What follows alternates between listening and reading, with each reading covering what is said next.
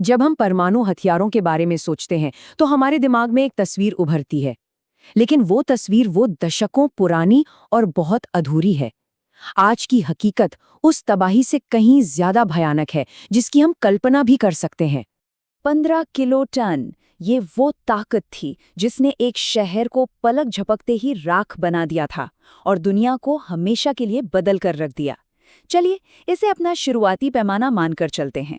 इसी एक धमाके ने जंग के सारे नियम दोबारा लिख दिए और इंसानियत को अपनी ही बनाई तबाही के मुहाने पर लाके खड़ा कर दिया। ये विनाश का वो चेहरा था जिसे दुनिया ने पहली बार देखा था। अब जरा इस नंबर पर गौर कीजिए, 1.2 मेगाटन।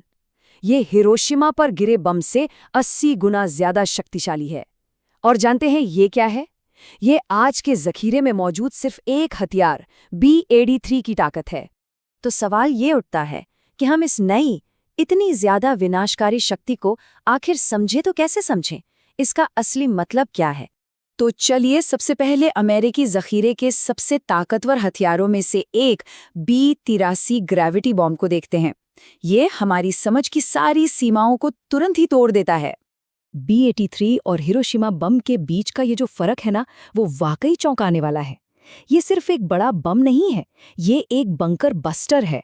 मतलब इसे जमीन के सैकड़ों फीट नीचे बने सबसे मजबूत फौजी ठिकानों को भी तबाह करने के लिए बनाया गया है। अब देखिए, नाम सुनने में तो बड़ा सीधा साधा लगता है, ग्रेविटी बॉम्ब। मतलब बस एक हवाई जहाज से गिरा दिया। लेकिन जब इसे B-2 जैसे स्टील्थ बॉम्बर से गिराया जाता है, जो दुश्मन के रडार की पकड़ में आए बिना कहीं भी पहुंच सकता है, तो ये दुनिया के किसी भी कोने के लिए एक अजय खतरा बन जाता है। सोचिए, अगर ये किसी बड़े शहर पर गिरता है तो क्या होगा?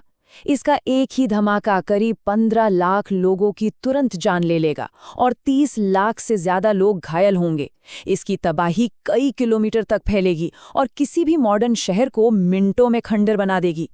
पर क्या हो अगर सबसे बड़ा खतरा वो हो जिसे देखा ही ना जा सके? यहीं पर एंट्री होती है पनडुब्बी से लॉन्च होने वाली ट्राइडेंट 2 मिसाइलों की, जो खतरे को अदृश्य और लगभग नामुमकिन बना देती हैं। ये जो मिर्व टेक्नोलॉजी है ना, ये पूरे खेल को ही पलट देती है। अब एक मिसाइल एक साथ कई शहरों पर हमला कर सकती है।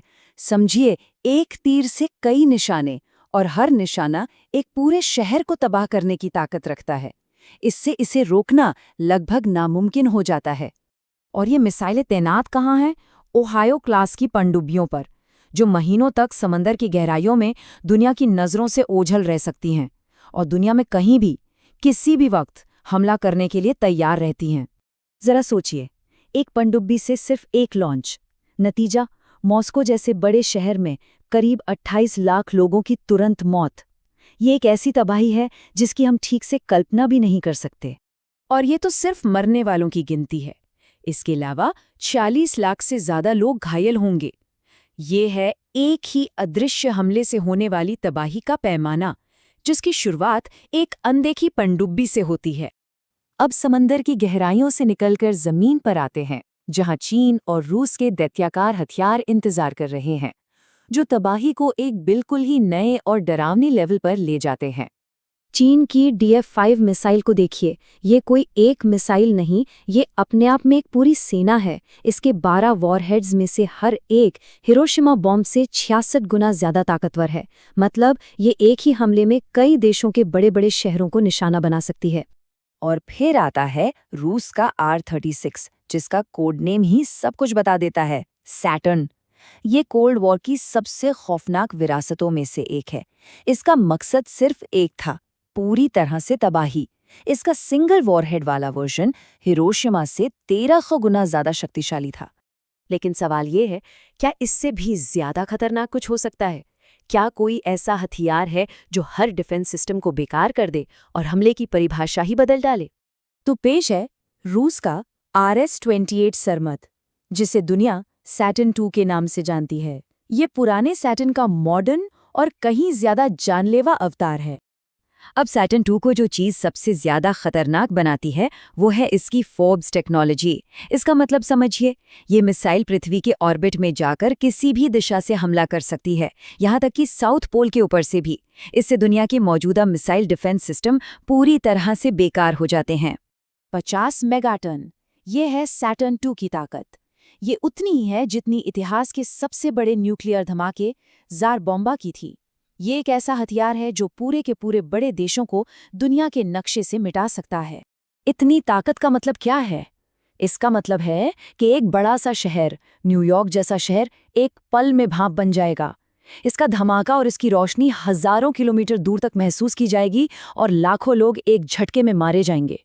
लेकिन यहाँ एक बड़ा सवाल खड़ा होता है, क्या ये ताकत सिर्फ कागजों पर है? हाल की कुछ घटनाओं और कथित टेस्ट फेलियर ने रूस की फौजी ताकत पर गंभीर सवाल खड़े किए हैं। क्या सैटर्न II जैसा हथियार वाकई उतना ही असरदार है जितना बताया जाता है?